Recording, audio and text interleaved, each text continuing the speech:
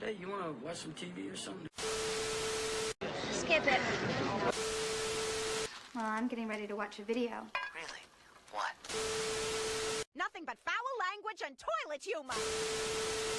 I'm disgusted and repulsed and I can't look away. I need these things!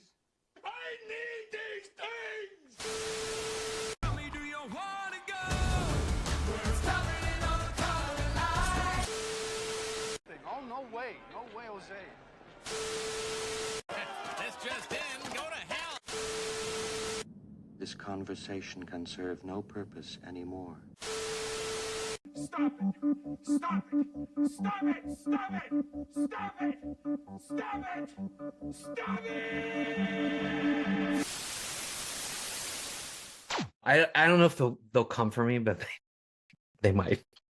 All right, here we go. Hello, friends and listeners. You've got Watch Skip Plus. We are a movie review podcast with a lifestyle twist. That twist is after we review a new movie, we will give you a bonus review, a lifestyle review. It can be on anything. Pop culture ensues. My name is Cupcake, also known as Jose. I think I got that backwards. Whatever. My mind is fried. We're recording on a Monday.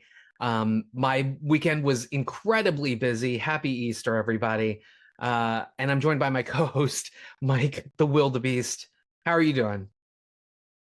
I'm doing good. It was a good weekend. Easter was a lot of fun this year. Yeah, we just kind of lounged around. We went to the movies, enjoyed ourselves. It was nice. I rehearsed the Clue Shadowcast, which is coming up. So any of you in the Maryland, DC, Virginia, maybe even Pennsylvania area, at the AFI at Silver Spring, April 26th at 10 p.m. I believe it's the 50th anniversary of Clue, and I am acting in a shadowcast, which means as the movie's playing in the big AFI theater, we are acting it out in front of you. Obviously not super elaborately. It's a movie. We can't change all the sets. But I play all the dead people. And if you think about that, it will be interesting what you think, but you have to come and see it in action. We did it 3 years ago. It's amazing. Speaking of amazing, or not, snort, what are we reviewing this week? We are reviewing Coogler's The Sinners. Yeah, Sinners, directed by Ryan Coogler. Yeah, so let's jump into it. I guess I'll start with Below the Line. So interestingly enough, because of the pedigree behind this, we've got a powerhouse actor, a powerhouse director, both Black, both amazing, both gorgeous, both talented. And this particular project, Sinners, I remember reading this in the trades back in, I want to say January of 2024, and it was a top secret genre project. And we were sort of like, what? And then as things started to filter out, if you were paying attention, it sort of gave away the movie. Like the trailer maybe gives away a little more than I wish it would have. But I mean, this thing was draped in such secrecy that studio execs had to go to WME. That's William Morris Endeavor, by the way, if you read the trades. They had to go to WME physically and read the script. Like they were only allowed to read it on the premises of WME. Yeah. So crazy. So our director is Mike mentioned his last name, Coogler. I'll give his full name, Ryan Coogler. Yes. I love this guy's backstory. It's so interesting. So Coogler attended St. Mary's College of California on a football scholarship. And as part of, I think a lot of universities have this general education kind of thing where you take stuff outside of your major. And he took a creative writing course, and his professor apparently said, you really write in a visual manner. You should really check out screenwriting. And he was like, okay. And then he went to Sacramento State and played football against like Marshawn Lynch in his college days, going to Sacramento State. It says there are 112 receptions for 1,213 yards, 6 touchdowns during his 4 years playing football. I don't even know what any of that means, but apparently it's amazing. And so he got his bachelor's degree in finance, and then he took some film classes. Again, here you go, the general education requirement, and just absolutely fell in love with it. He got accepted to the highly competitive 3 years master's program at University of South California, the School of Cinematic Arts, the USC. He made a bunch of different shorts. He also met somebody who we'll talk about later named Ludwig Göransson. We'll talk about him later, but they met at USC and they collaborated. His short films netted him some pretty outstanding cinematic awards, including very notable Black Film Awards. And that led to his feature-length debut in 2013, Fruitvale Station. This won the Grand Jury Prize and the Audience Award for U.S. Dramatic Film at 2013 Sundance. Mike, did you catch it? Or was that? Yes, I did. Okay. Excellent. And Blew then me away. At 2013 Cannes Film Festival, it won the Best First Film Award. That film, which is based on a true story, I don't really want to give the summary of it, and I would suggest everybody do what I did, which is just, I didn't know it was based on a true story, and I just watched it, and then it destroyed me. I would suggest everybody do the same, especially if you like to get destroyed after a film. But that film starred one Michael B. Jordan, and ever since then, the 3 names that I have now mentioned, Ryan Coogler, Michael B. Jordan, and Ludwig Göransson, have collaborated on films. So what I love about Coogler is, again, Black young male filmmaker, and he is right out the bat incredibly successful after Fruitvale Station. He's created 2 franchises, essentially. One, a spinoff of the Rocky Balboa character, Creed. So it was Creed's son. So that's Creed 1, 2, and 3. I think he wrote and directed the first and then helped sort of steer the other 2.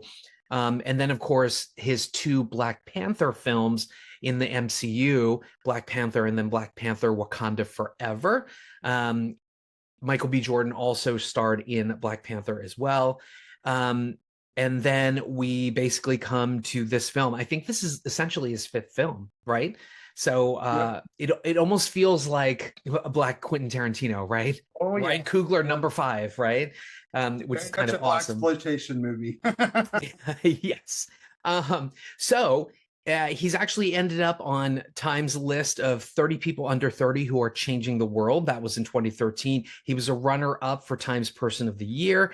He and his wife, Zinzi Coogler, founded the multimedia production company Proximity Media. They are producing this film, in addition to having produced Judas and the Black Messiah, which I caught on HBO Max, and that just absolutely blew me away. Should have had a theatrical birth. I don't think it did, but man, that was great.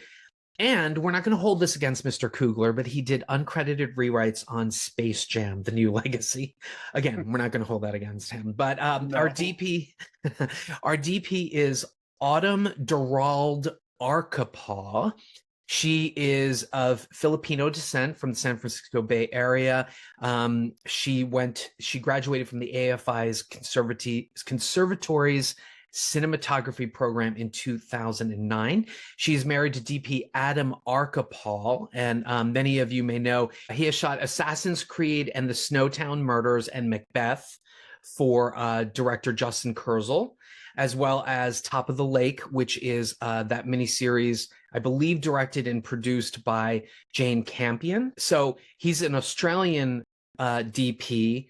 His wife got a notable write-up in 2013 in Variety for one of the 10 cinematographers to watch. At the time, she had lensed Gia Coppola's Palo Alto.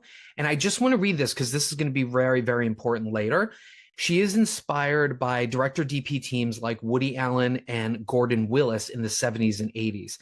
And I quote, "I watch their films and there's such a synergy, wonderful characters together with wonderful camera work. Any job I approach, what's important is having the cinematography work with the story so you feel something. You don't feel like you're watching a film. If I don't believe it, if it doesn't feel real, it's hard to fake that." Everybody keep that in mind when you watch this, because Yeah. she has gone on to shoot other Gia Coppola films like Mainstream, which is fantastic. If you have not seen it, it stars Andrew Garfield and Uma Thurman, Ethan Hawke's daughter Maya, who's gorgeous. That is an amazing film, underrated. People don't talk about it, and it's wonderful. She also shot The Last Showgirl, and she shot Black Panther Wakanda Forever for Coogler. So she is on a winning streak, if you ask me. A great up and comer. Next, we're coming up to music by Ludwig Göransson. Many may know him because he scored Tenet for Christopher Nolan, and I believe he won an Oscar for that. He is a Swedish musician, composer, conductor, songwriter, and record producer. So he's a graduate of Stockholm Royal College of Music. He moved to LA and studied at USC, where he met Ryan Coogler, and he ended up scoring one of his short films called Fig. And then they would obviously work together on Fruitvale Station, Creed, Black Panther, Wakanda Forever, and now Sinners. He has collaborated with many music artists, notably Childish Gambino. He got accolades and awards for producing the album that produced the single This Is America. He's also produced other recording artists like Adele, Alicia Keys, Rihanna, Chance the Rapper, Justin Timberlake, Kendrick Lamar, Travis Scott, Moses Sumney. Remember those names when you see this film, folks, because wow. He has scored different television series. His first job was scoring Community, but he won 2 Primetime Emmys for scoring The Mandalorian, as well as creating the theme for the Book of Boba Fett. And for film, he scored Coogler's films, Oppenheimer. He was nominated for an Academy Award for Best Original Song for Lift Me Up by Rihanna from Wakanda Forever. And then he's also shot Venom and Turning Red. Interestingly enough, we've mentioned Christopher Nolan. He actually gets a special thanks at the end of the credits here. And there's one last person that I want to shout out, and this is an actor named Percy Bell. He is an up-and-coming actor, so I don't think you would have seen him in a lot of things unless you watch County Rescue, which is, he's been on 6 episodes of that. I don't even know what County Rescue is. But I'm pointing out Percy Bell because he is the photo double for Michael B. Jordan's twin. And so just like I can't remember his name, maybe I'll put it in the caption, but there's a very, very good looking model that they hired to be Armie Hammer's photo double when he played the Winklevoss twins in The Social Network. I'll figure out who that guy's name is because he's really hot. Anywho, on to you with the cast. Speaking of cast, who do we got? This one's loaded. Yeah. So, I mean, we're just going to go ahead and talk right about him. Michael B. Jordan himself. He actually is from Newark, New Jersey. Started his career as a model when only a child. He's actually the son. Yeah, surprise. He's super good looking. He's actually the son of a high school teacher and a high school coach. So came from that kind of background and blew up from starting as a model and became an actor in TV and jumped into a lot of TV shows, including Sopranos and Cosby Show, The Wire. I remember first time I saw him was in a little movie called Hardball, but with Keanu Reeves. That kind of got it kind of got crapped on. Yeah. Well, it came out right around 9/11. It got pushed and nobody wanted to go to the movies. I remember following the movie because I saw it the weekend it came out. I was like, I'm going to the movies. And I thought it was great because I played Little League. So, and speaking of destroying you when you watch that movie, okay? Keanu Reeves, Hardball, people, get your tissue boxes. Yeah, it's very good. I thought it was awesome. And then Friday Night Lights is the other big TV show he did, playing a football player in high school. But again, like you said, Fruitvale Station is really when I began to take note when he started working with Coogler. Since then, the Creed movies, I think all 3 of them are great. They're not all directed by Coogler, but they all kind of have his footprint. With the newest one, I think the 3rd one really doesn't get enough love. I love that how they use kind of an anime style with the action scene when they were doing the fights. That movie snap, crackles, and pop. And I think he doesn't get a lot of credit for playing Brian Stevenson, the lawyer, in Just Mercy from 2019. Not a great movie, but his performance really stands out. Yeah, he's What really do you- strong. I what do you remember think? him in Chronicle, which I absolutely Yes. love. And speaking of Josh Trank, I know people shit on this movie so much, but I love it.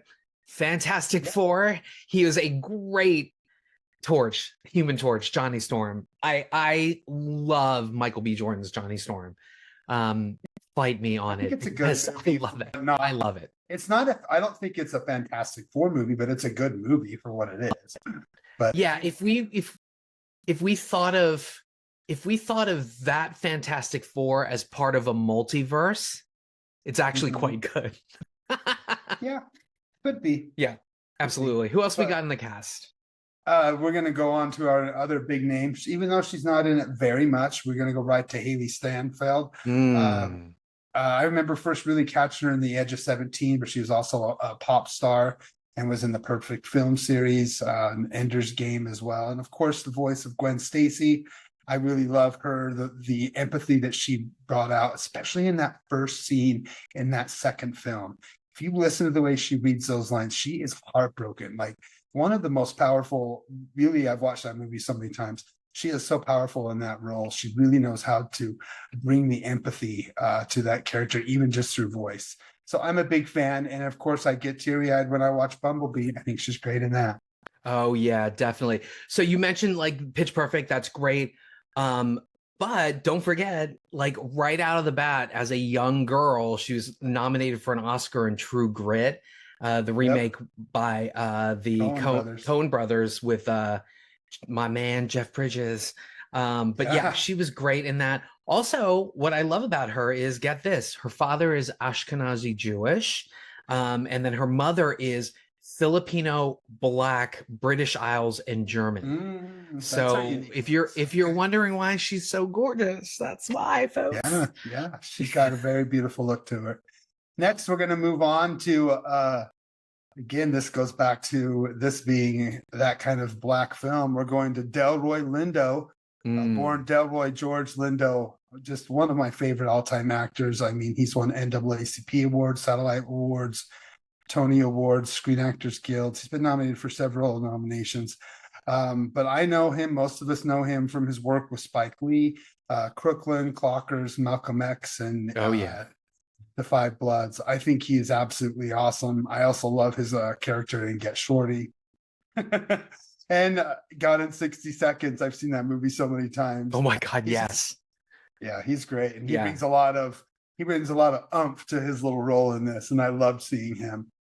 Next, we're gonna. I tend to really love like Delroy Lindo's like supporting characters and things like Congo and Broken Arrow and Romeo Must Die. Like I fucking love when he just shows up and like elevates all these like really horrible films. But we swear, people, he's a great actor in addition to like all of that stuff. So I loved Delroy Lindo. You know, I was reading an interview with him, and he was supposed to be in the new Blade through Marvel, and he was talking about how his character was going to be something really different or whatever, and then they just killed the project. So I don't know. I hope he'll eventually show up in it, but I love Delroy Lindo. Yeah, I'm a big fan. Next, we're going to go to Omar Benson Miller. I am a big fan of his. First, I remember seeing him in 8 Mile and Shall We Dance as a kid. Get Rich or Die Trying, 50 Cent movie. And then he came out and was in the Ballers TV show with The Rock. He just really fit that character of an ex-football player trying to become a coach. It really warmed my heart to that show. He was really the emotional core if you watch that show at all. He really does, towering at like almost 7 foot. He's a huge man. What everybody has said who's worked with him is that he's a heart of gold. But I'm a big fan of what he does. Are you familiar with his work? Oh yeah, The Unicorn with Walton Goggins was my favorite show. He and the lady that plays his wife, they were hysterical. Miracle at Saint Anna, I remember that one. The Express.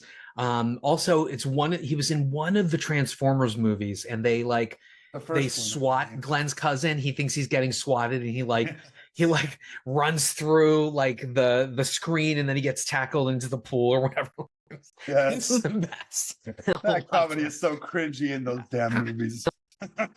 I know. Hey, it could have been worse. He could have been in Curse of the Fallen, Revenge of the whatever the number 2 movie was, which was awful. But that anyway. was the worst one. Now we're going to go on to a hunk from Derbyshire, England. That's Jack O'Connell. He plays one of these. At the first you kind of wonder, if you haven't seen the trailer, you're going to see he's got some glowing eyes. He's maybe a villain in this character. I first know him from This Is England, a great film, British film from 2006. Eden Lake, also, I love him in that. I never saw Skins, but I know that's kind of where he cut his teeth. My God, he was so amazing in Skins. Skins was my jam.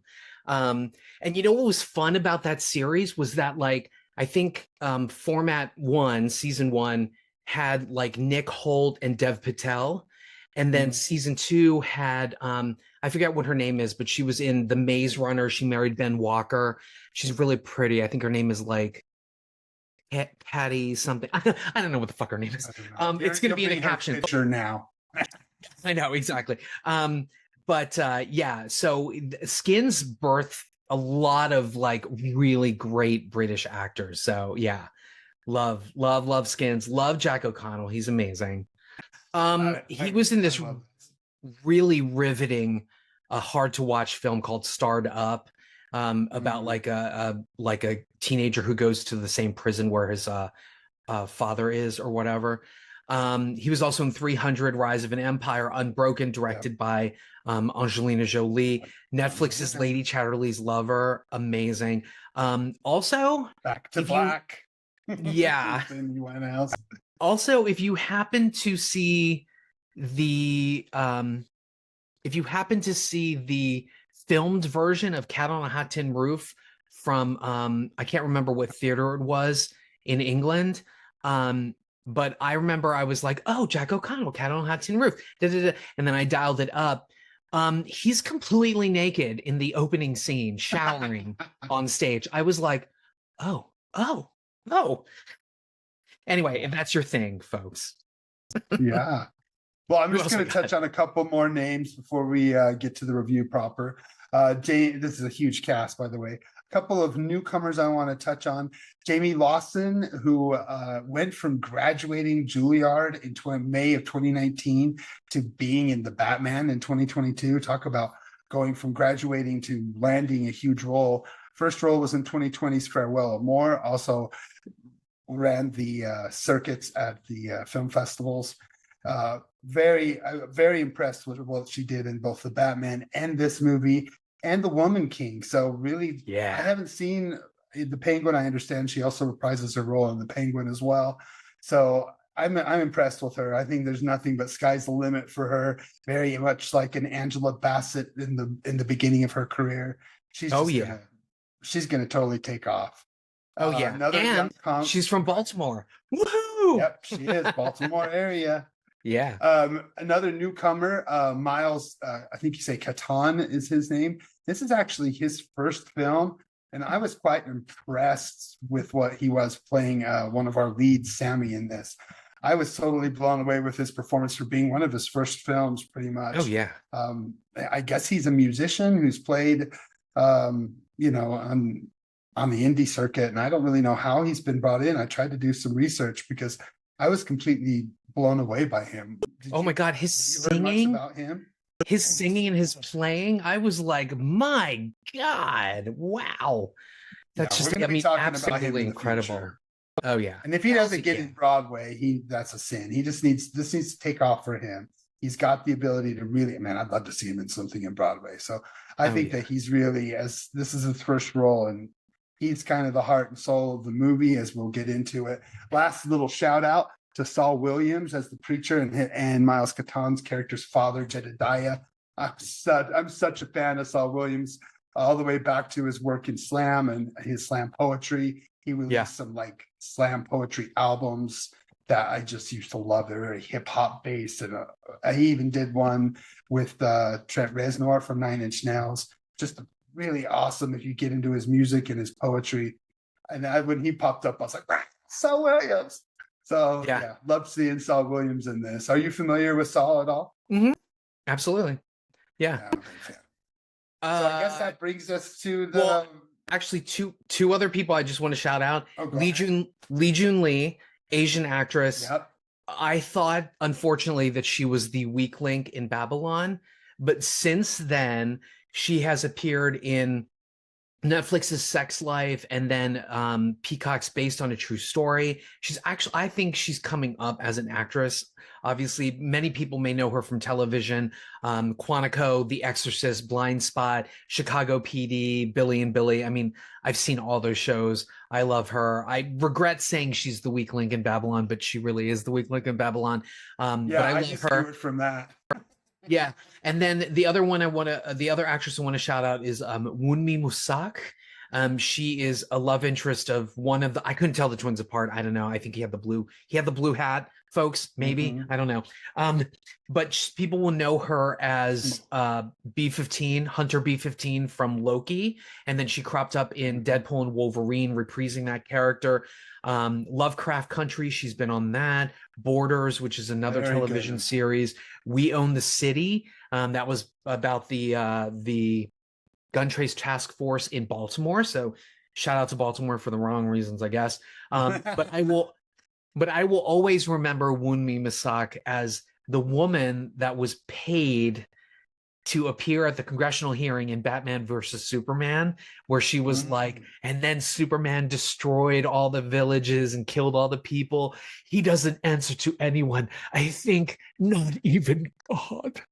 She's amazing in it. But anyway, it's that actress. So, all right. So I think we're into our spoiler free, which I don't know. I'm a little depressed that I think if I had gone into this completely blind, I think I would have had an amazing, amazing time. Not that I didn't have an amazing, amazing time, but I'm dying to hear from you. Spoiler-free thoughts on Ryan Coogler's Sinners. Go first? I'll let you go first. Yeah, go for it. Okay. Well, I have to preface this as I am a huge fan of Ludwig Göransson's music. I love Childish Gambino. I've loved Donald Glover since he started that career as a musician. That creation from basically he went to a Wu-Tang Clan name generator and put in his name, and boom, out came Childish Gambino, and that was where he decided to start becoming a musician. And he quickly got in with Ludwig, and the music they created, the videos, the visuals, the short films, everything just. It has this almost kinetic feeling to it. And this movie encaptures that feeling of his music. That boom, boom, boom. It knows when to thump, thump, thump, thump, thump. It knows when to slow down. It knows when to mix genres. It knows how to throw funk and folk and country and hip hop and R&B and soul and just spits it all over you. And this movie just, while holding everything that I loved about From Dusk Till Dawn, as well as another hip hop movie. I love the Outkast movie Idlewild. This is basically Idlewild and meets From Dusk Till Dawn. That's it. That's what this film is, and I love it. It is a big exploitation, a big love letter to blaxploitation film. It's a big fuck you to everybody who right now is on what I believe is the wrong side of politics. This has came out at the right time, at the right moment in time to really put it where it needs to go. I'm not going to spoil that ending, but my gosh, this was like one of the funnest endings I've seen since, I don't think I cheered so loud since Inglourious Bastards, probably. Yes. To me, this is, I'm not going to be hyperbolic because it just is what it is. This is my favorite movie of the year. I loved the fuck out of this movie. Sir, it's only April. About it. I don't care. It's going to be hard to beat this sucker. I loved it. I loved the way it thumped. I loved the way it felt. I loved the mythology that it tried to tackle. A little bit messy. It's not perfect, right? Sometimes we love things, but we love things not because they're perfect. And this is far from perfect, but God, did I love it. I just was brought into this movie, and I brought my teen boys with me who begged me to go. and they were just like, best movie they've ever seen, better than any Tarantino. Like they want to ran and listen to the music. I mean, this movie is just everything. I love it so much. But I mean, basically, to give you a little bit plot synopsis, now that I just blabbed how much I love the whole entire movie. Basically, you've got these two twin brothers. You've got Smoke and Stack. We have all sorts of Bible stories. We've got Abel and Cain. We've got, all sorts of things going on here. They were in the military. They come back. They went to Chicago, got involved with some mobsters, made some money, came back to their hometown to basically build a juke joint, basically black only rock and roll blues joint where they can go and sell booze and people can dance the night away. A lot like this is 3 perfect acts. The first act is getting the gang together and getting to know just this wonderful group of friends as they come to make their dream come true. Then the second act is the day of, the night of the actual party, and we get to see this thing come together. And during that scene, there's a wonderful special effects moment that just like kind of breaks open its mythology. And I don't really want to spoil this because I didn't really know what this was about. So I'll wait to get to spoilers to talk about it. But this is very much a horror movie that's disguised as a period drama. It's like something almost kind of felt like what we got with Baz Luhrmann's, the way he spinned on Romeo and Juliet. I got vibes of that with this. And see, I'm just flabbergasted. I just really do love this movie. So I'm just going to keep blabbing about how much I love it. But all of a sudden, 3 white folks with Irish accents knock on their door. Everything changes, everything moves, and we just have a banger of a third act. So overall, I'm a super big 15-inch hard watch on this baby. I loved it, and I want more. I want more, Ryan. And it was, for being an original film, it's made $60 million globally. I think that it's on its way to, maybe it won't be a huge hit, but I think it'll get close to 120 to 150 globally, might make back its money. But my hope is that it gets enough hype and gets enough people going that it can basically build by word of mouth. I can already tell by the way you've been biting your tongue and opening your eyes wide that you have some things to say. So let's hear it. I do have some things to say. All right. So I might have said before we started recording, people might come for me because a lot of people in our community, Gentleman's Guide, and then our podcast community, they've fallen in love with this. And quite honestly, I will say this. I'm glad you said it's not perfect because it is definitely not perfect. I'll start with this. First of all, it's shot in 70 millimeter. Okay. Oh my God. And that is like I love true anamorphic, which is 235, 239, but this is like an extreme rectangle. It's like 70 millimeter is like 296 one, right? I mean, I think this one is really more, it's 276 one, I think. The cinematography is just gorgeous. I mean, I would really love to get into the technicals of this because with something that wide, like the lenses are crafted in such a way that there's no bend in the image, and it's just all these straight lines. It's beautiful. It's absolutely beautiful. And even when I'm pretty sure some of the backgrounds were digitally created, even when it stood out to me as like, okay, that background is completely fake, it gave the film this like unique sort of meta look, something new and something old. And it was just, it was beautiful, beautiful, beautiful, beautiful. So technically, very well done. Even when we get to the special effects and the supernatural stuff, that is also very, very well done.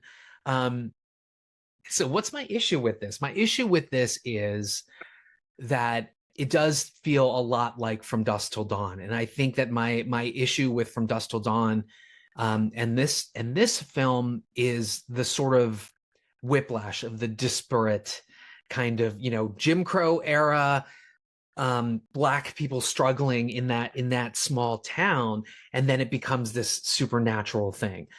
I don't know necessarily that they introduced the supernatural elements as best as they could. In fact, and I almost immediately started rolling my eyes because, nothing screams studio intervention like an animated preamble to the movie itself, where it starts to explain stuff. And when that happens, I'm like, that's how Elektra starts, folks. Right? It's got like a little animated, and there's the hand and this and that or whatever. And so you do get a little of that, and then it gets repeated later in the film. So again, I question, I'm like, did somebody at Warner Brothers be like, nobody's going to get it, so let's put this like whatever in? But it's also longer than it should have been. Yeah. I think that at least with From Dusk Till Dawn, they knew, okay, we don't want to give the audience whiplash, so we'll give our two different halves their payoff for a certain amount of time, and then we'll throw them into the other supernatural world. So I think it's a little overly long.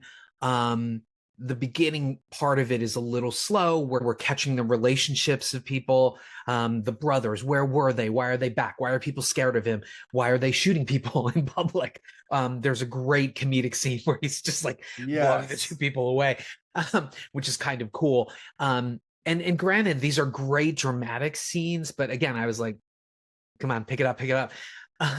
So it's overly long. I don't think that they weaved in the supernatural elements stuff. But what they That's did, just thrown at you. yeah. But what they did get right, I will say this, is there are these long pockets of the film that are just awe-inspiring. And so I'm looking at the scene where Sammy is, they recognize his talent, and he's singing with Michael B. Jordan as they're driving this long road. Oh, I love that. I was just like enraptured, like, oh my God. And when he reacts the way he does to Miles Caton singing and that like retro guitar with the steel stuff or whatever that he's playing, it's amazing. It's amazing.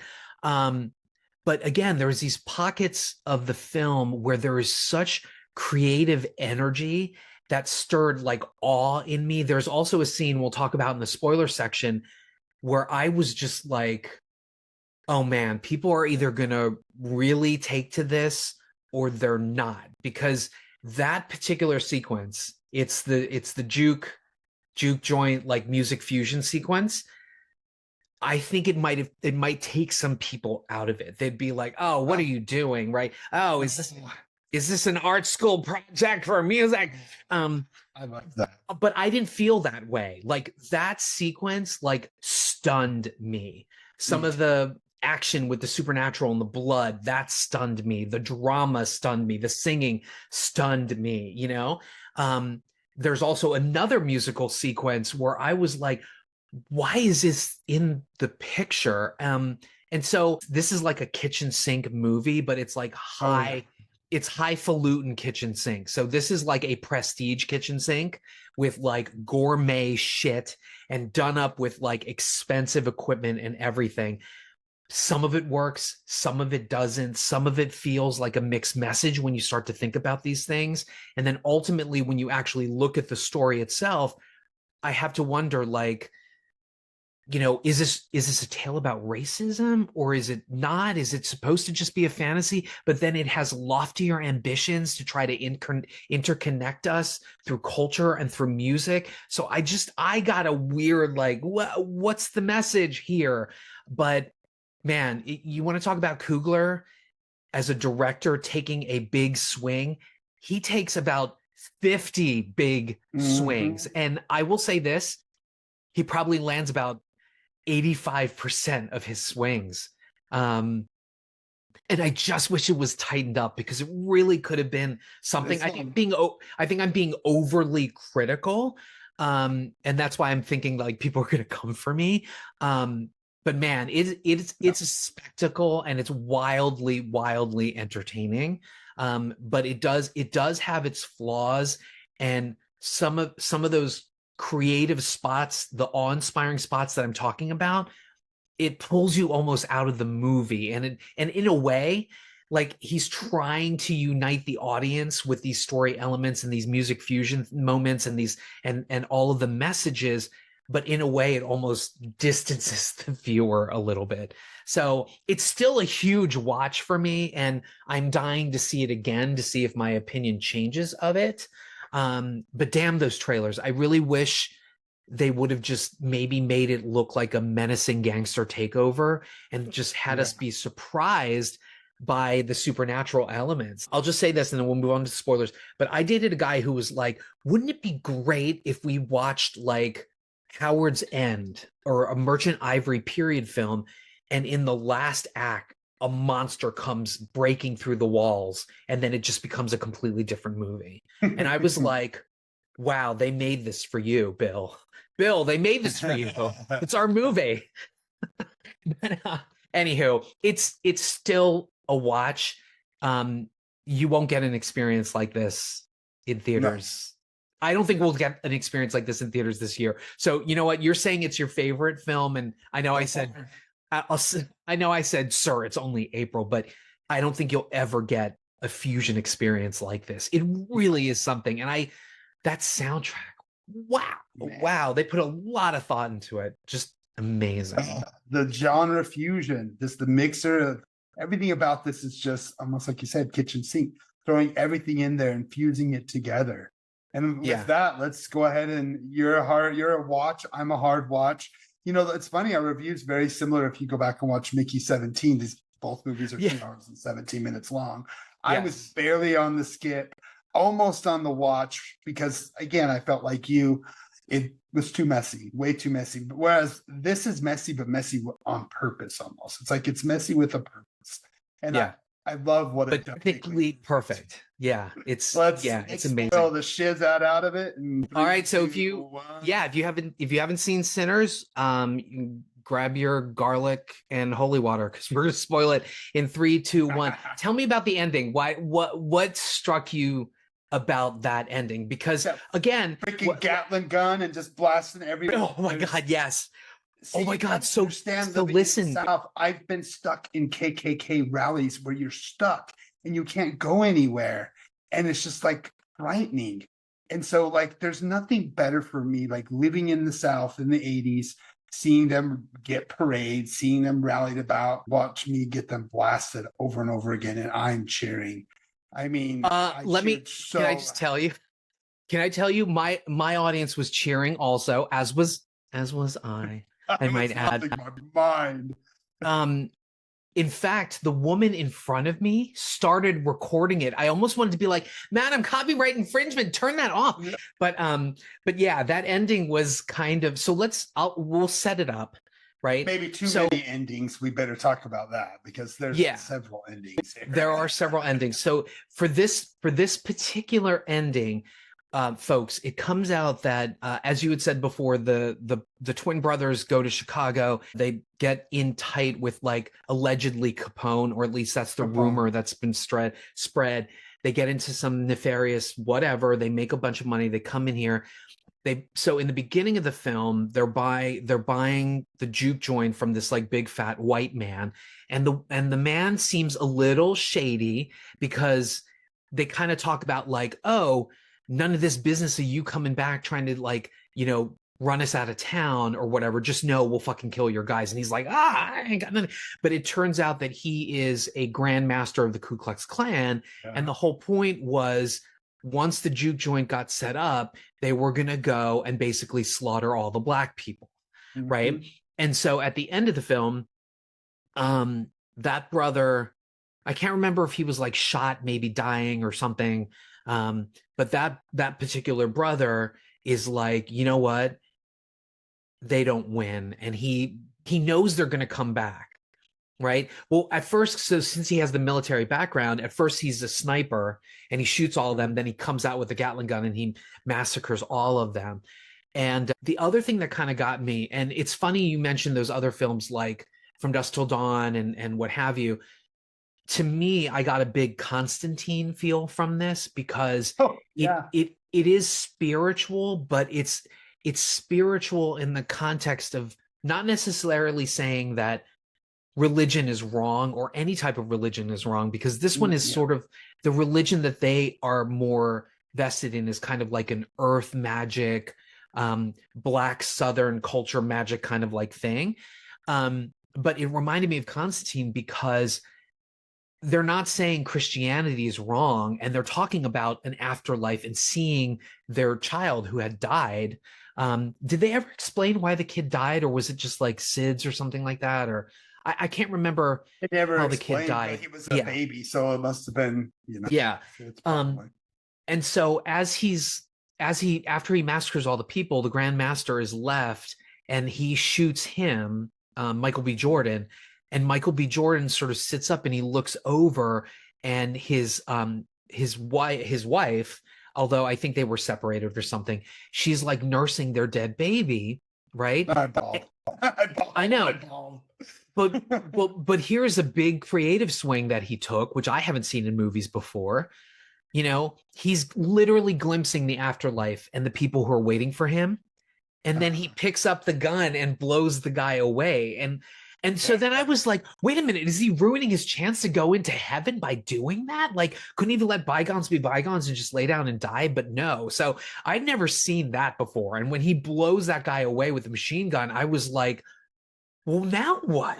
Is he gonna go to heaven? Like, I got a little worried. So let's talk about the beginning. So in the beginning, we get that animated. We gotta finish the twist. We didn't finish. Oh yeah, go ahead. Ending. The real twist ending is that our three so the three people who come in and start singing Irish folk songs, who show up to the juke joint, want to get in. Nope, this ain't for you. They get turned away. Well, we find out they're vampires.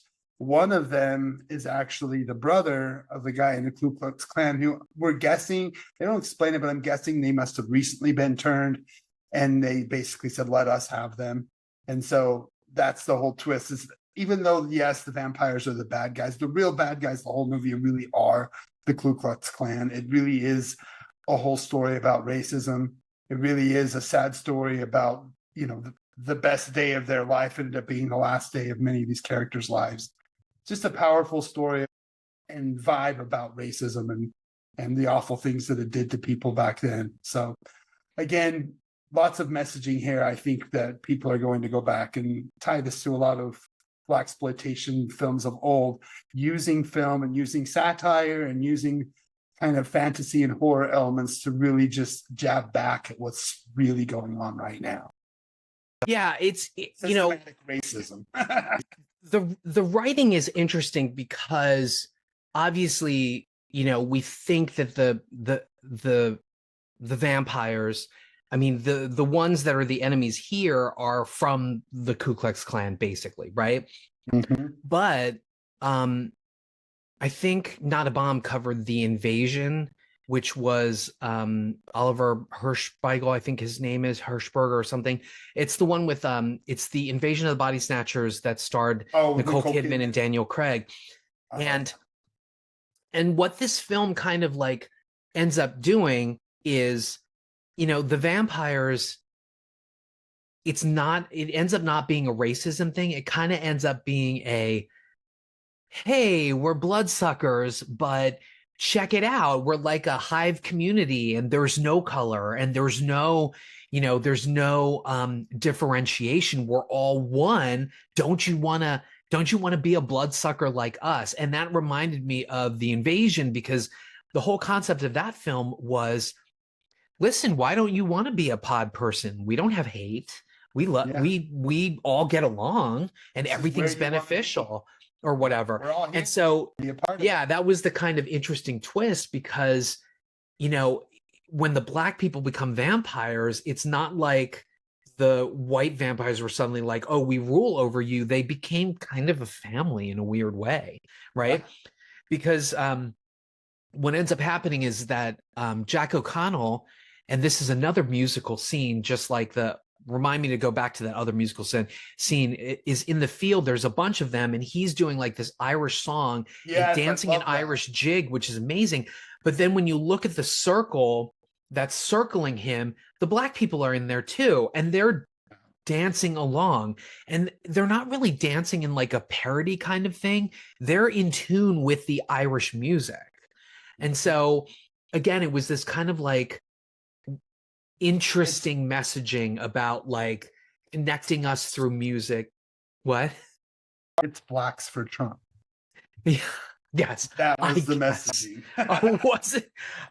So the message I got from all the music was music can unite us, or like Yes. anything really, you can turn it against other people and make it a dividing factor, right? So the big music sequence that really got me was they're doing the juke joint, right? And they're doing the blues and the jazz, and the camera work goes dreamy and it starts drifting through the club, and then suddenly they're talking about the fact that like music can pierce the veil and unite the past, the present, and the future.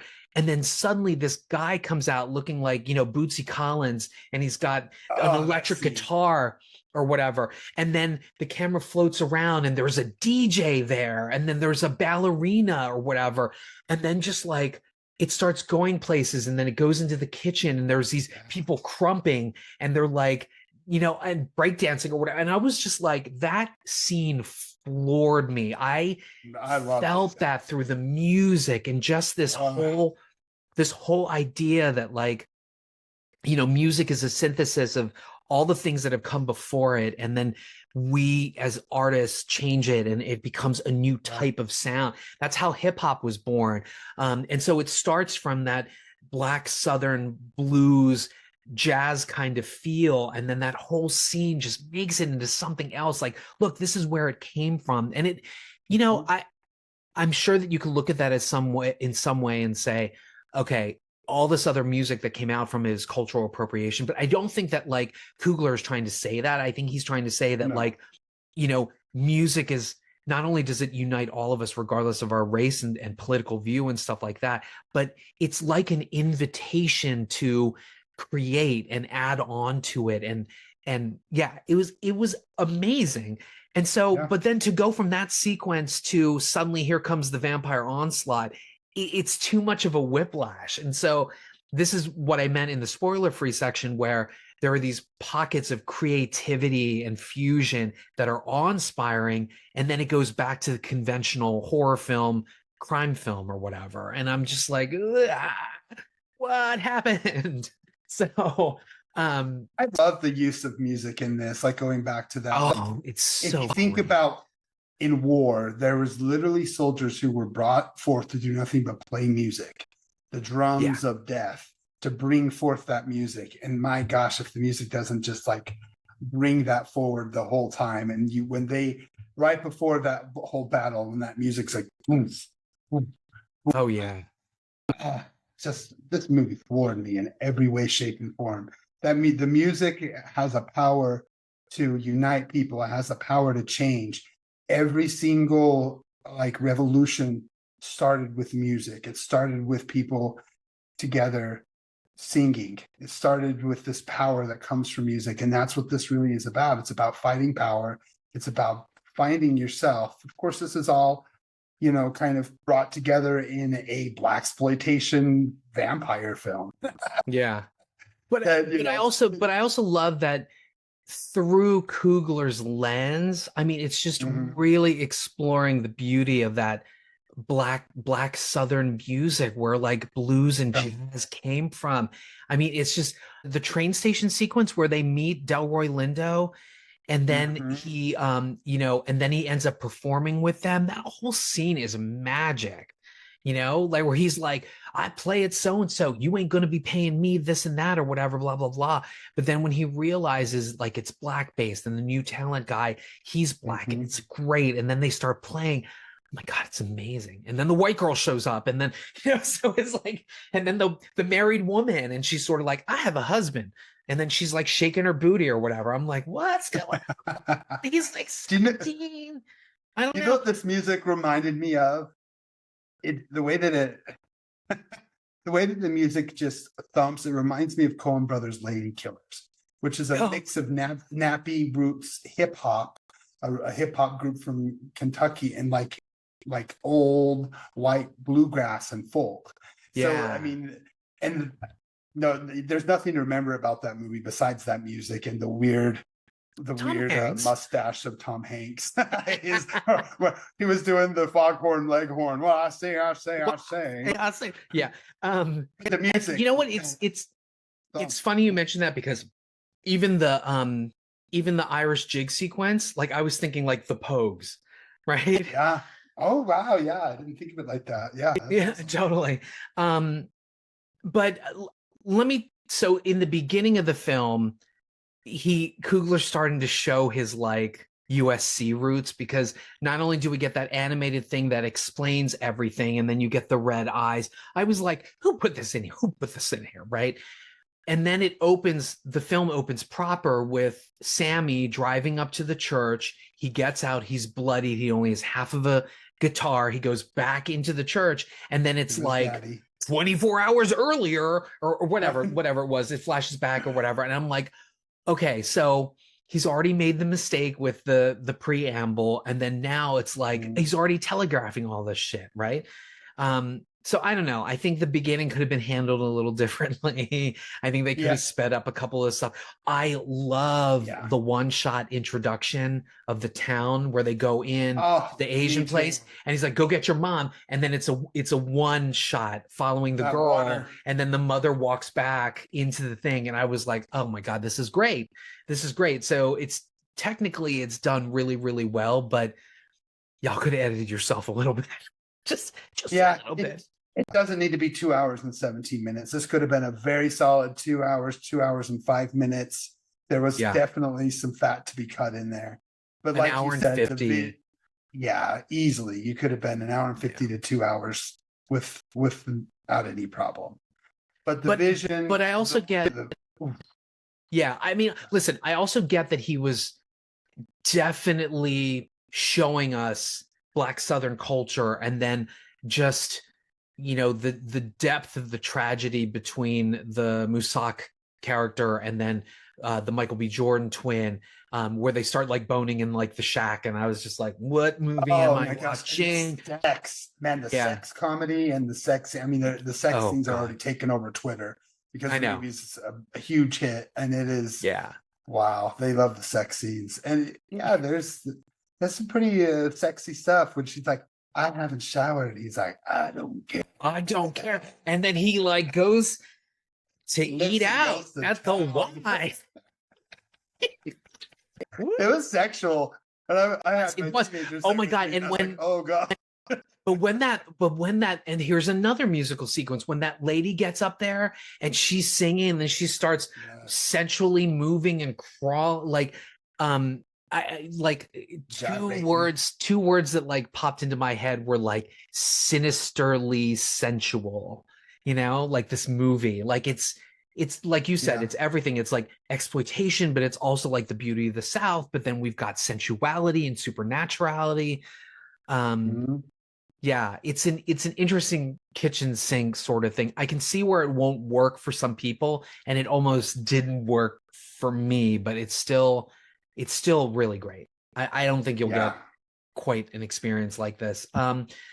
Should we talk about the tags? Did you stay all the way till the end? I did till all of the endings. Now, can we talk about Sammy's power? Like we talked about it a little bit. He has that superpower. I never felt like they really explained that though. That he they did.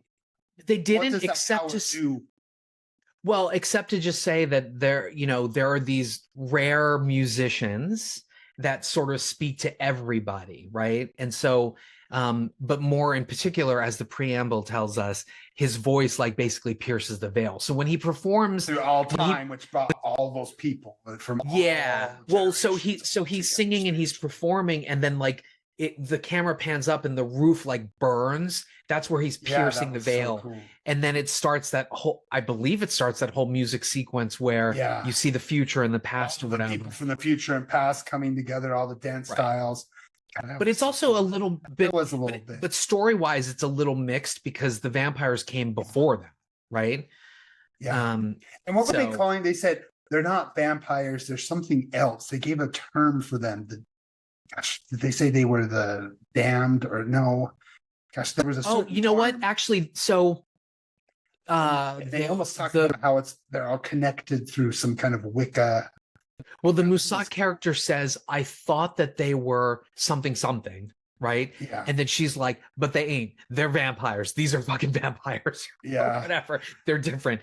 Yeah. And so That was in a way, I felt that was a little bit of a cop-out, because if you're going to introduce us to this new supernatural, like earth magic, why not have the demons be of that earth magic? But then they were just like, True. fuck it, they're vampires. No, they're just vampires. They're just Right. vampires. Right. And honestly, some of it was also a little repetitive. Like, why did we have to have two different scenes of, hey, I'm a vampire, why don't you let me in? Like, it happened twice. There was two of that shit, right? Well, and it's kind of like, the Hailee Steinfeld scene is a big thing in the culture, the Black culture, of him choosing a white woman, and she sucked his soul and killed him in the end. So yeah, there's a lot of very that's right. things Yeah. in there. Because even Jack O'Connell was like, why that white woman back there or whatever, and they're like, she's family, okay? You don't get to come in just because the white girl's family or whatever. Yeah. So, but yeah, so some of it was a little repetitive, but like I said, there are bits of this that are just so creatively amazing. I can't wait for his next project. I really can't. Me neither. I don't need it to be another Black Panther, by the way. I need it. Yeah. No, I want to see this. I want to see more creativity. I want to see what he can do. I want to see what he can do with the war movie. I want to see what he can do with like straight up fantasy. I give this man more. What I want to see? This is my favorite movie of his. I want to see a Ryan Coogler comedy.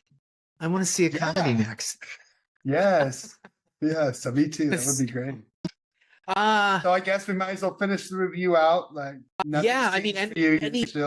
anything else to talk? Oh, so just to set it up for the viewers, in the end credit sequence, yes. So presumably Sammy comes back to the church just like in the beginning of the scene, and I think he's like shoving off the whole like God thing or something like that, or he realizes that like he was spared and he needs to do something with music versus being a person of God or what have you. And so it flashes forward where he's an old man and he's performing at a club, and then Hailee Steinfeld and Jack O'Connell come in and they're sort of like, hey, remember us or whatever. And I think they let him live, didn't they? They walked right back out. Michael B. Jordan and him that walked in. Oh yeah, I'm sorry. Michael B. Jordan and Hailee Steinfeld. And Hailee Steinfeld that walked in. Yeah. All dressed up like she was dressed up like Nana Cherry. 92. And then and the sequel. It's set in 92. Guess what that gives us? That brings us right to the race riots. Yes. But then he comes in with like that Fresh Prince of Bel-Air sweater, and she's dressed like Nana Cherry or whatever. I was like, oh my God, they really got that down. And then it's opening it up for a sequel, and I was like, oh my gosh, 92 race riots. It was in 92. They were talking about the race riots was about to start. They were in a bar. You know that sucker's gonna go burning. I want a sequel, baby. Oh yeah, good one. I didn't catch that. And then at the end, so when Sammy returns to the church, there's a particular song that's playing, and at the end of the credits, we actually get to see Miles Caton sing that with the guitar, sing that particular song, and I remember turning to Scott and being like, why couldn't we have seen that in the movie? That would have made the bookends of him coming back, and that song is being played at the church. It'd be like visually and musically connecting, and yet they took it out. It was you could tell it was supposed to be, and then he said, I'm still going to throw it into the end, so fuck you. Yeah, sure, why not? Right. And he did, and it's beautiful. Yeah, it was, all the endings were really great. It really anchored itself in the emotion of it all. Just that's the other thing. It felt like that was another sort of flaw, was it felt like it ended 5 times over. It was like, too many endings. Is it really over? Is it really over? I loved every ending. I loved the vibe that we got in the end. It had just a nice emotional feeling that a lot of horror films don't touch. So yeah. Did you catch it in IMAX? Nope. I just went it's not. Yeah, I didn't even do the big screen. I didn't even do the Dolby. So no, I just did a normal one. Yeah. So this film is also in premium large formats, and so we've got like IMAX and stuff. It was specifically filmed in both the 70 millimeter Panavision and the IMAX. I think it's 140:1. It's like super huge. Yep. But I'd be interested to see this again and see the IMAX sequences, because that music sequence, if that was filmed in IMAX, that would be like heaven. Yeah. Okay, so look, it's a watch for me. Like I said, 50 huge swings. He lands about 40 of them. It's great. It's great. Yeah, not perfect, but man, it's so fun to see something that really does reach for the fences the way this one does. Yeah, we don't get that a lot because it's all just like reboots and superheroes. Yeah. So yeah, all hail original IP, folks. All right, so pluses. You? Yeah, let's go to me, shall we? So I'm doing a unique little plus. I actually am plussing an event and doing a little review on an album. So I got the opportunity to see one of my favorite indie rock bands on tour for their 20th anniversary of their debut album. And the band is called Clap Your Hands and Say Yeah. They are the brainchild of singer-songwriter and pretty much the lone wolf left in the band, Alec Onsworth. If you are familiar with like old kind of post-punk, think like Talking Heads, think Television, that kind of sound, that's very much what Clap Your Hands said. Yeah. Many people didn't like his voice because he has this very voice. It's almost like a warble, almost like you would hear in an old 1920s folk song, but he has this unique warble to his voice. But the debut album came out 20 years ago. It blew people away. It was released independently. It was listed as one of the greatest albums on pretty much everyone's list. The Yellow Country Teeth song actually ended up in the billboards. They were a huge independent success, which in the music industry in 20 years ago, you weren't independent in making music. Unfortunately, they stayed independent. He didn't bite at the right time and go big. So he's playing his 20th anniversary at small bars. I got the chance to see him at a small bar called Urban Lounge, which I've had the opportunity to see lots of awesome little indie groups 20 years ago, back when I was in my 20s downtown. And I got to take my daughter, who's 22, almost 23. She's my concert buddy. And we just went and listened he played the entirety of the album. And then he played a smattering of hits from his other projects, and it was just a great show. People maybe those from 21 to about 25, and then 45 to 55 year olds. So a lot of college kids, and then their dads and parents. But overall, the album, if you haven't gotten a chance to listen to it, Clap Your Hands and Say Yeah. It's a pulse-pounding, perfect glimpse into what they now call the sleaze or indie sleaze movement.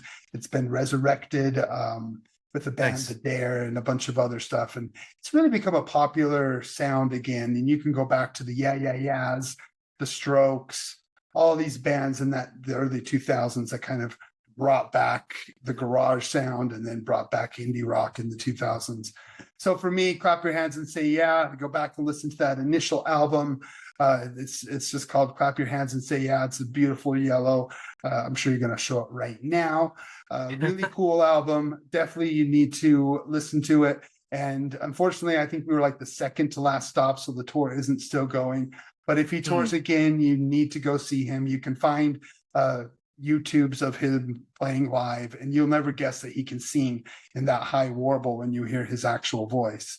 But man, I had such a good time. And if you're an adult in your 40s and 50s, take your kids out to go to concerts. Take it, if you drink, go to a bar together. Spend time with your 20-year-olds. I didn't have that with my parental figures. They didn't hang out with me. It was like, even though we did similar stuff. So I do all I can to hang out with my older kids, because I have 3 adult children that are all 18 or older now out of my several brood. So it was just a fun night out with my daughter. We're getting ready to go to the Kilby concert, this big block event to see Weezer in a couple weeks. They're going to play their entirety of their Blue album.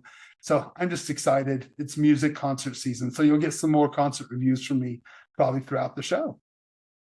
Any other, so it looks like the last release was 2021's New Fragility. But Yep. any of their, so they looks like they released about 6 albums total. 6 albums. The New Fragility any of them is better? Okay. I think the New Fragility is probably the best next to the first 2 albums. New Fragility is very much him post-divorce and just kind of lamenting at being 40 and trying to be a musician and dealing with all the shit life has brought on. So it's much different than the dancey kind of indie post-punk dance punk vibe of the first 2 albums. The second album, Loud Thunder, Some Loud Thunder, just so good. It's a really experimental sound. It takes their indie sound, but just sounds really kind of metallic and industrial and just loud. But it's overall nice. Those first 2 albums and the New Fragility, I definitely check those out. The albums in the middle are more dancey, more of like a dance pop vibe. And if that's your thing, you'd probably like those as he experiments more into, in the middle part of his career, he experimented more into synth pop. Okay. Nice. I like it. All right, so I'm gonna do a movie review. I told Mike before this. I'm like, I don't even know what I'm plussing, but here we go. Yeah, let's see what you're gonna do. Okay, so there is a film that piqued my interest, just because of the main stars on the poster. So this is a movie called Die Alone, which personally I think should have been called The Reclaimed, but I'll get to that later. So on the poster we've got Carrie Ann Moss, who is Trinity from The Matrix, and Frank Grillo. So I was like, okay, I'm in. Okay. I'm in. So this is from director-writer Lowell Dean. Y'all may know him because he did Wolf Cop, another Wolf Cop. And then his last film was a horror film called Dark Match. It was sort of like Satanist meets WWE or whatever. Oh, yeah. It was just on Shudder. It was. I haven't seen it yet. It's that bad. And this also, so here's a couple things that you should know. First of all, it's 91 minutes, okay? But don't come for me if you're like, I want my 91 minutes back.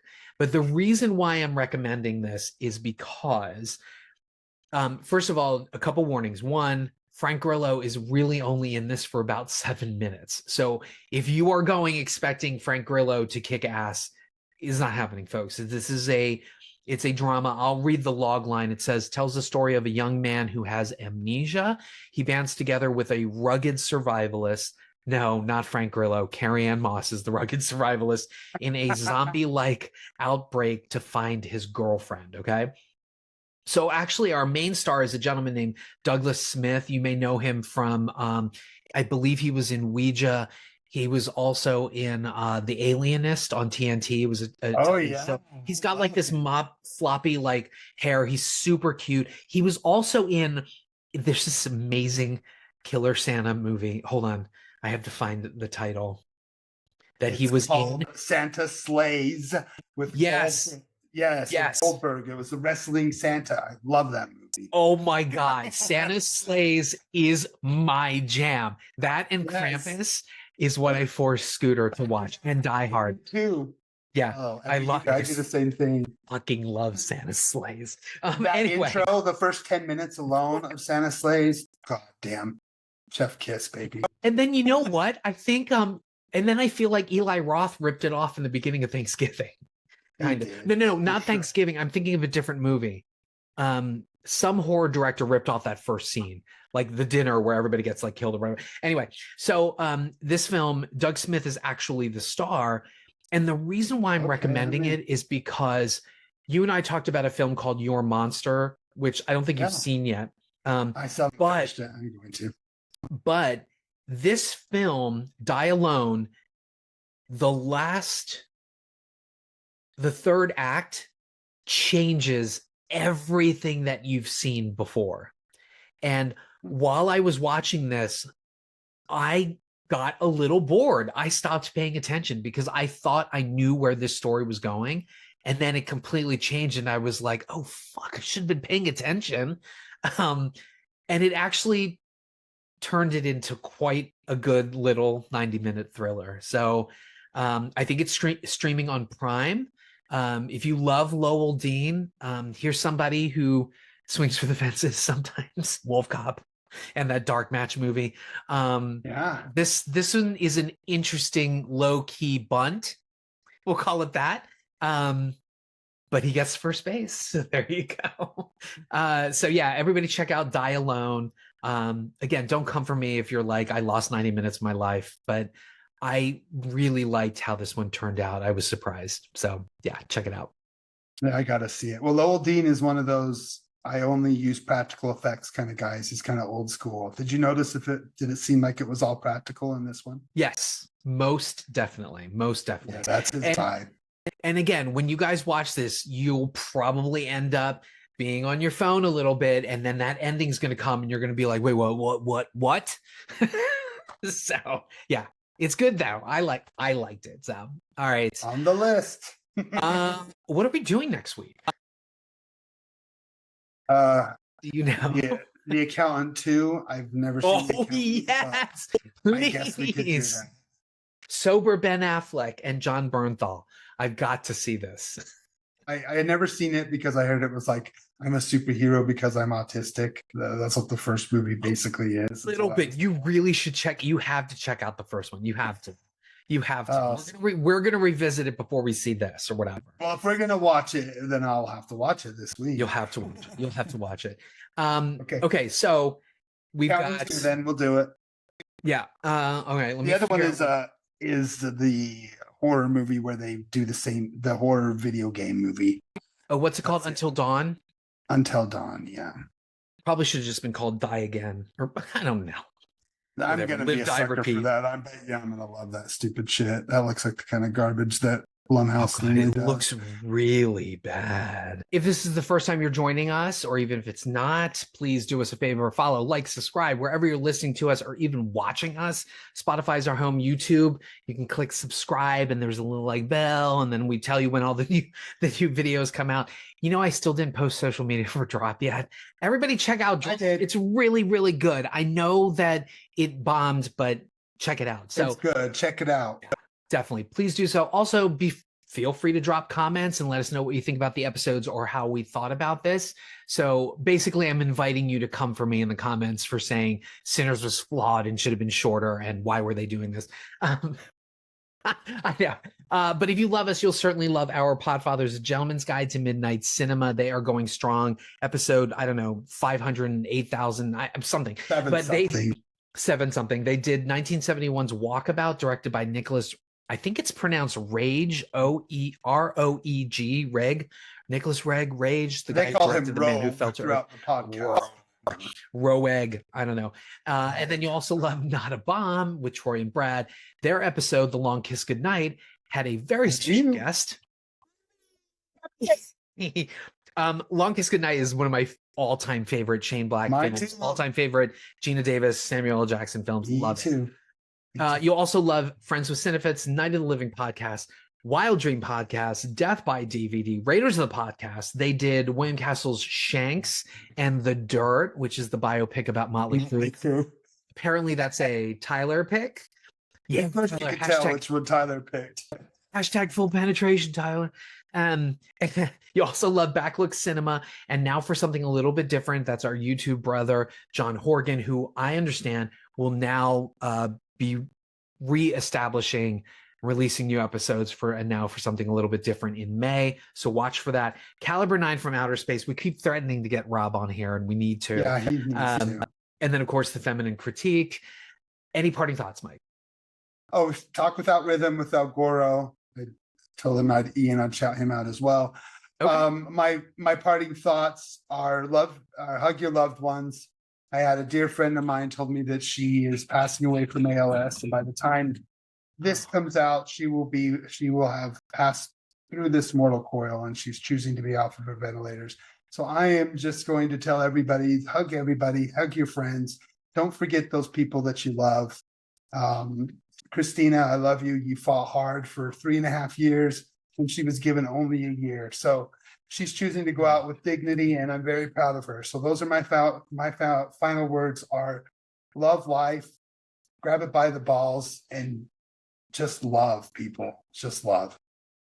Oh my God, I'm so sorry for your loss. I'd love to hear more about Christina. Obviously, when we talk about people and we remember them and remember the good and the love, that's how they live on.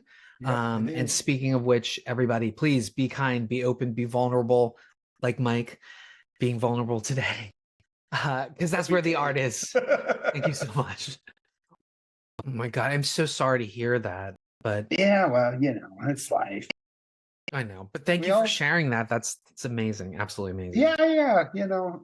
I know Lance listens. He still listens. So if he listens and that makes him feel a little loved, then I hope it does. So didn't Eric Dane just get diagnosed with ALS? Yeah, and her last post was about how he was a hunk, and it's like, well, I guess I'm in good company because man is Mick Steamy. He's in good company with me. I know. So He doesn't have bulbar. He has traditional, which she might get 3 to 4 years out of, but still, that's a death sentence. Oh, it's a death sentence. My gosh. It really sucks.